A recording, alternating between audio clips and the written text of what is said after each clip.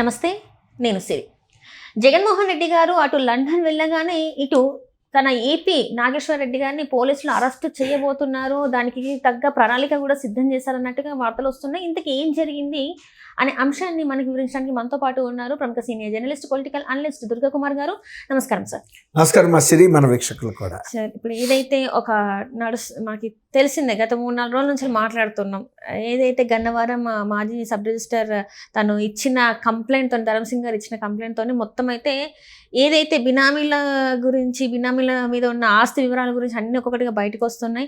అందులో చాలామంది పేర్లు వచ్చినాయి. కొంతమంది బుల్లితెర నటుల మీద కూడా మనము చూసాం ఏం జరిగింది అనేది. ఇప్పుడు ఏంటంటే జగన్మోహన్ రెడ్డి గారు లండన్ వెళ్ళంగానే ఎవరైతే ఏపీ తన పిఏ ఉన్నారో తన పిఏ అరెస్ట్ అవుతారు నాగేశ్వర్ రెడ్డి అని చెప్పేసి, తను కూడా చాలా వరకు బినామీ దందాలు చేశారని చెప్పేసి ఇప్పుడు పోలీసుల వల్ల ఇంకా నెక్స్ట్ ఆయనే అన్నట్టుగా కొన్ని వార్తలు వస్తున్నాయి. ఇందులో ఎంతవరకు వాస్తవం ఉంది సార్? ఇప్పుడు ఇది మీరు అన్నట్టు గన్నవరం సబ్ రిజిస్ట్రార్ ధర్మసింగ్ సంబంధించి దాదాపు ఇది 700 కోట్ల రూపాయల భూదందా జరిగిందనే తెలుస్తుంది. ఇప్పుడు ఆయన్ని ఏసీబీ వాళ్ళు అరెస్ట్ చేశారు. అరెస్ట్ చేసిన తర్వాత ఇంటరాగేషన్లో ఆయన ఒక అప్రూవర్గా మారిన విధంగా తయారయ్యాడని చెప్తున్నారు. తర్వాత చాలా డీల్స్కి సంబంధించిన అన్ని అంశాలు ఆయన కూలంకషంగా పోలీసుల ముందు చెప్పాడని కూడా బయటకు వస్తూ ఉంది. అయితే ఈ భూదందాలు ఇప్పుడు మీరు చెప్పినట్టు బుల్లితెర నటుల కన్నా కూడా పెద్ద తెర మీద, అంటే సజ్జల రామకృష్ణారెడ్డి, సజ్జల భార్గవరెడ్డి ఇలాంటి ప్రముఖులు సీఎంఓలో కీలకమైన పదవుల్లో ఉన్న వ్యక్తుల పేర్లు కూడా బయటకు వచ్చినాయి. అసలు వాళ్ళే ప్రధానం, వీళ్ళు చాలా అప్రధానమైన వ్యక్తులు. ఇప్పుడు అతను చీమకుర్తి శ్రీకాంత్, తర్వాత అమ్మాయి చౌదరి, అసలు పేరు రీతు చౌదరి, అమ్మాయి బుల్లితెర పేరేమో రీతు చౌదరి, అసలు పేరు వనం దివ్య. సరే, వీళ్ళు కూడా కొంత పాత్ర ఉందంటున్నారు. వీళ్ళకన్నా పెద్ద పాత్ర రాజకీయంలో ఉన్న వాళ్ళదే ఉందంటున్నారు. తర్వాత ఇంకోటి ఏంటంటే, వీళ్ళు ధర్మసింగ్ కొంతవరకే దానివల్ల లబ్ధి పొందిన వ్యక్తి, కానీ అసలు మెయిన్గా లబ్ధి పొందిన వ్యక్తులు రాజకీయంలోనూ సీఎంఓలో ప్రధానమైన పాత్రలో ఉన్న వ్యక్తులు. ఈవెన్ ఆయన పిఏ కూడా దాంట్లో ప్రధానమైన పాత్రగా ఉంది. ఇప్పుడు మీరు అన్నారు ఆయన లండన్ వెళ్ళినప్పుడు ఇతను ఎత్తేస్తారని. లండన్ వెళ్ళినప్పుడు ఎత్తాల్సిన అవసరం ఏం లేదు. ఆయన లండన్ వెళ్ళిపోయినా ఎప్పుడైనా ఎత్తొచ్చు. కాకపోతే యాదృచ్ఛికంగా ఇట్లాగూ ఆయన లండన్ పర్యటన పెట్టుకున్నాడు కాబట్టి ఈ కొద్ది రోజుల్లో ఈ లోపల ఈ కేసు కూడా ఒక దశకి చేరుకుని ఆయన అరెస్ట్ అనివార్యం అయ్యే అవకాశం ఉంది. అటు రెండు యాదృచ్ఛికంగా ఒకే సమయంలో జరగవచ్చు. కానీ ఇప్పుడు ఈయన వైఎస్ జగన్మోహన్ రెడ్డి విజయవాడలో ఉన్నప్పుడు ఇతను ఎత్తే వచ్చే ప్రమాదం ఏం లేదు. ఆ కేసు చాలా తీవ్రమైన కేసు. అవతల వ్యక్తి సబ్ రిజిస్ట్రార్ సస్పెండ్ అయ్యే ఉంటాడు ఇప్పుడు, ఎందుకంటే ఏసీబీ అరెస్ట్ చేసిన తర్వాత ఆటోమేటిక్గా సస్పెండ్ అవుతాడు అతను. కాబట్టి అతనిచ్చిన వాంగ్మూలం మేరకి, తర్వాత సాక్ష్యాధారాలు కూడా అక్కడ ఉన్నాయి.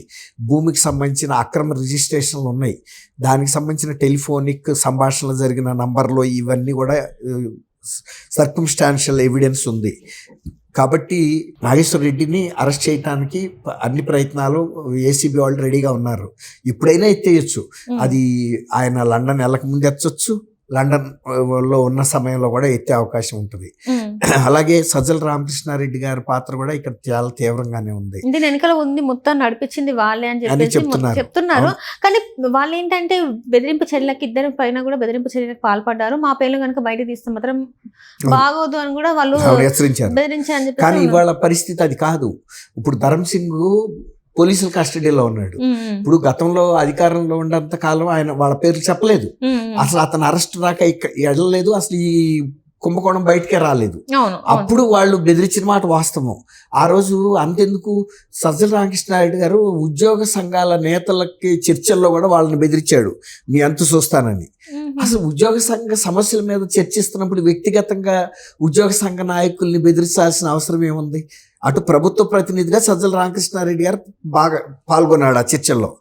ఉద్యోగ సంఘాల నాయకులు ఉద్యోగ సంఘాల తరపున మాట్లాడుతున్నారు. అది అంతవరకే, అంతే తప్ప వ్యక్తిగతంగా వాళ్ళకి హాని కలిగిస్తానని హెచ్చరించాడంటేనే సజ్జల రామకృష్ణారెడ్డి గారి స్వభావం ఏంటో మనకు అర్థమవుతుంది.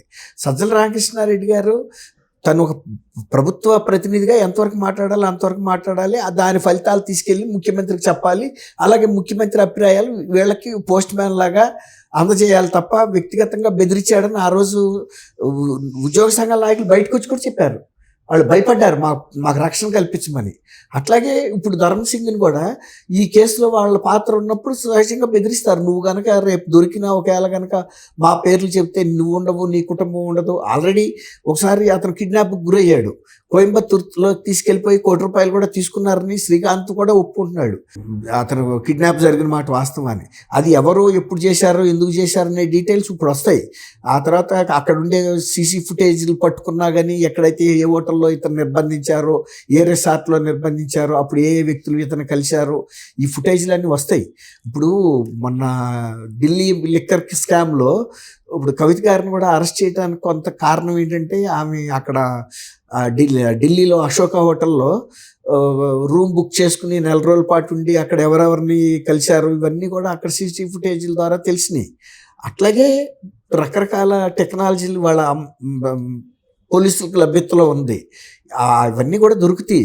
ఇప్పుడు ఎంత పెద్ద వ్యక్తి అయినా ఇవాళ ధర్మ్ సింగ్ తను జీవితమే ఒక ఇదిలో పడిపోయినప్పుడు ప్రమాదంలో దాచి మాత్రం అతను ఎలా కాపాడగలుగుతాడు? వాళ్ళ ఎవరైతే పాత్రదారులు ఉన్నారో వాళ్ళ పేర్లు చెప్పకుండా ఉండలేడు కదా. సక్సెస్ వస్తాడు, అది వేరే మాట. వీళ్ళకి చంపగలిగే శక్తి వాళ్ళు ఉందా లేదా, అధికారం ఉందా లేదా తర్వాత మాట.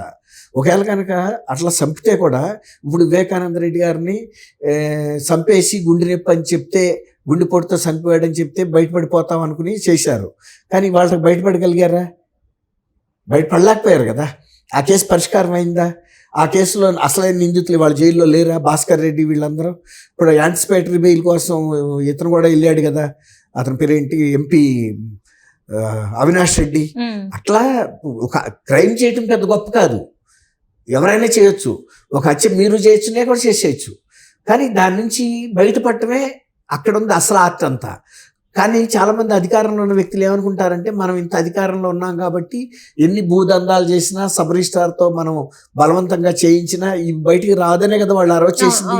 కానీ వాళ్ళు బయటకు వచ్చినాయి కదా. అంటే నిన్నటి పరిస్థితి ఈ రోజు ఉండదు, ఇవాళ పరిస్థితి రేపు ఉండదు. ఎప్పుడైనా రాజ్యాధికారం అనేది ఎవరికి శాశ్వతం కాదు. కొన్ని రోజులు అధికారంలోకి దిగిపోయిన తర్వాత అధికారులు ఎవరు కూడా వాళ్ళకి భయపడి విశ్వసనీయంగా, విశ్వాసపాత్రంగా ఉంటారని అనుకోవడానికి లేదు. రెండోది, వాళ్ళ ప్రాణమే పోతున్నప్పుడు వీళ్ళ ప్రాణాలు ఎందుకు కాపాడతారు? ఎవరమైనా మనమే మునిగిపోతున్నాము. మనం మునిగిపోతున్నప్పుడు ఇంకొకరిని ఎందుకు కాపాడతాం? మనతో పాటు ఆయన కూడా తీసుకెళ్ళిపోతాం ఎవరైనా. అట్లాగే ఇవాళ ధర్మ్ సింగ్ జరిగిన వాస్తవాలన్నీ బయట పెట్టినప్పుడు ఖచ్చితంగా ఈ 700 కోట్ల రూపాయల అక్రమ భూదందాల్లో ఎవరున్నా, నాగేశ్వర రెడ్డి ఉన్నా, సజ్జల రామకృష్ణారెడ్డి ఉన్నా, భార్గవ రెడ్డి ఉన్నా, ఇంకెవరున్నా కూడా బయటకు వస్తారు రాకుండా పాడు. అందులో ధర్మ్ సింగ్ పాత్ర కూడా తేలుతుంది. ధర్మ్ సింగ్ ఏమి పూర్తి ధర్మంగా చేశాడని నేను చెప్పడానికి వెళ్ళలేదు. తను కూడా కొంత డబ్బులు తీసుకుని ఉంటాడు. ఎంత తీసుకున్నాడో కూడా చెబుతాడు. ఇప్పుడు వాటిని ఎక్కడ ఇన్వెస్ట్మెంట్ చేశాడో కూడా చెబుతాడు. అది కూడా ఒక ఎవిడెన్స్ గా దొరుకుతుంది. ఏ బ్యాంకుల్లో పెట్టాడా, లేకపోతే ఏ ఆస్తి కొన్నాడా, ఏ బినామీ పేరు మీద పెట్టాడో చెప్పక తప్పదు. అట్లా అనమాట. అట్లాగే ఇప్పుడు వనం దివ్య ఉంది. ఇప్పుడు ఆమె పాత్ర కూడా అప్పటికే బయటకు వచ్చేసింది. ఒక రకంగా అమ్మాయి శ్రీకాంత్ నా భర్తే కాదు కదా. కొద్ది రోజులే ఉన్నాము, తర్వాత విడాకులు ఇచ్చేసిన, నా తర్వాత ఏం జరిగిందో నాకు తెలియదు. చూసారా ఎంత మార్పులు వచ్చినా. అదే కనుక ఈ కుంభకోణం బయటపడకపోతే వాళ్ళు భార్య భర్తలుగాను కొనసాగేవాళ్ళు. సజ్జల రామకృష్ణారెడ్డి పెద్దరకం బాగానే ఉండేది, నాగేశ్వర రెడ్డి పెద్దరకం అన్ని బాగానే ఉండేవి, ధర్మ్ సింగ్ ఉద్యోగంలోనూ కొనసాగేవాడు. ఇట్లా బయటపడిన తర్వాత ఏది ఉండదు. ఇప్పుడు మనం పాత్ర బాగుండంతకాలం పాలు పోస్తాం, పాత్ర పగిలిపోయి కుండ పెంకులు అయిపోయిన తర్వాత కుండ పెంకులు అంటాం కానీ కుండానం కదా. ఇప్పుడు అదే కుంభకోణం బయటపడిన తర్వాత ఎవరి పాత్ర ఏంటో అన్ని తెలిసిపోయింది. మన శ్రీ, నమస్కారం.